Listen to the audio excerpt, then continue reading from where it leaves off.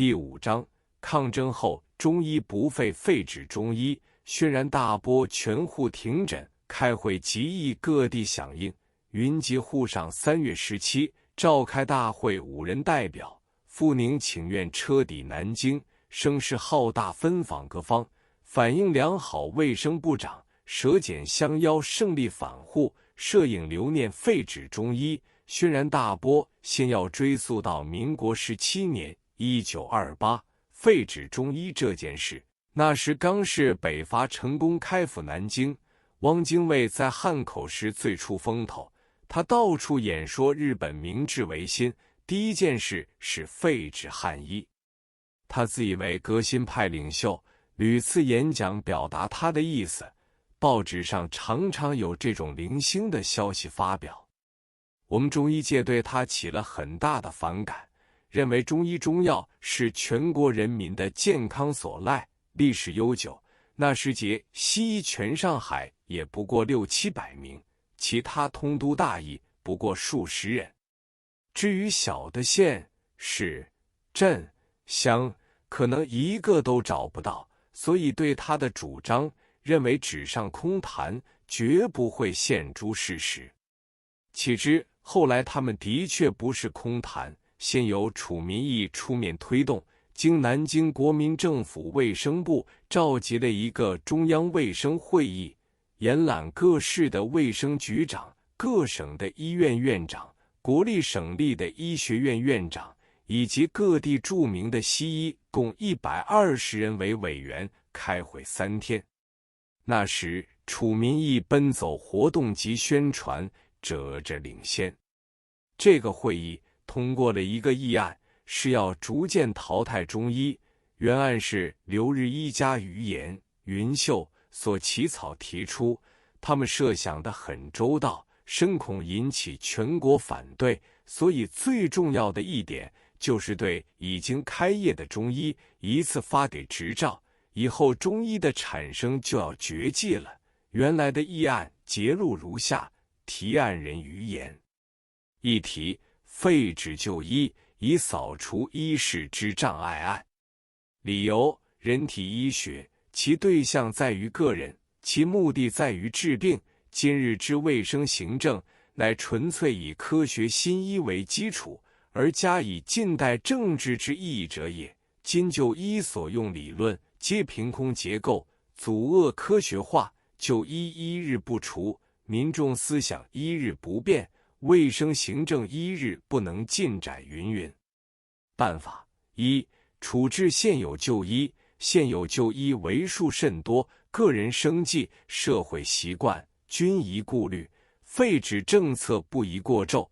原拟渐进方法6项如下：甲、由卫生部施行就医登记，给予执照，许其经营。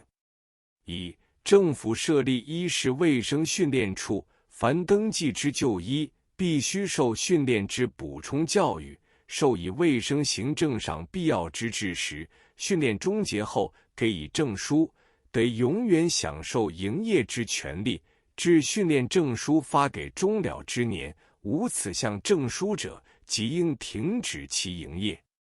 丙、就医登记法限至民国19年底为止。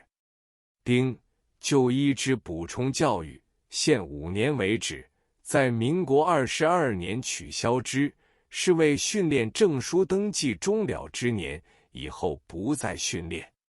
戊、就医研究会等，任其自由集会，并且由政府奖励，唯此系纯粹学术研究性质，其会员不得借此为业。即自民国18年为止，就医满50岁以上，且在国内营业至20年以上者，得免受补充教育，给予特种营业执照，但不准诊治法定传染病及发给死亡诊断书等。且此项特种营业执照，其有效期间以整15年为限，满期不能适用。二、改革思想，操之不能过激，宜先择其大者入手，仅举3项于下，宜明令禁止，以正言论而定趋向。甲、禁止登报介绍就医。一、检查新闻杂志禁止非科学就学之宣传，丙、禁止就医学校之开设。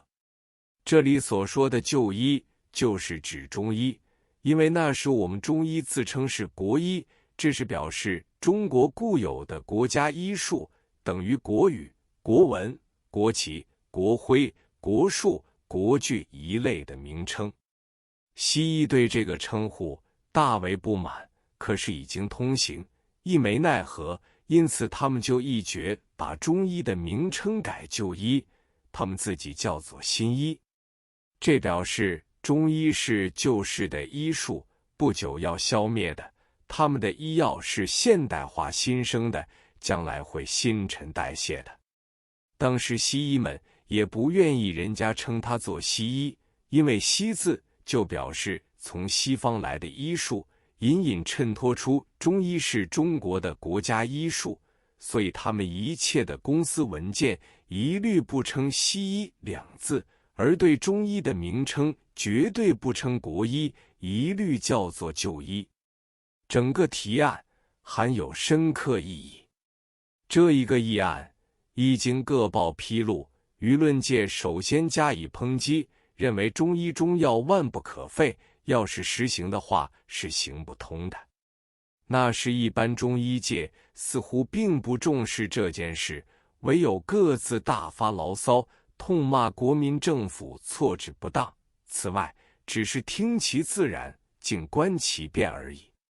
这个议案中有一项检查报纸杂志的，即是指我刊行《康健报》而发，我正在想如何去应付。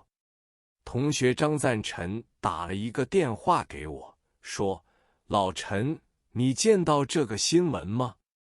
我说：“已经见到。”他又说：“你的态度如何？”我说：“我当然反对，但我要想知道林尊翁的态度如何。”他说：“家父年事已老，连这个议案都看不明白，他认为已开业的仍能开业，也就算了。”我就对他说：“这件事不是这样看法，我要和你从长计议，这件事需要我们这些后起青年中医来想办法。”他听了，连说：“对，对，对。”当即约定于门诊完毕之后，一同到南京路五方斋2楼叙谈。按张赞臣的父亲是张伯熙，乃常州老名医，我拜姚公鹤为师，就是他老人家引荐的。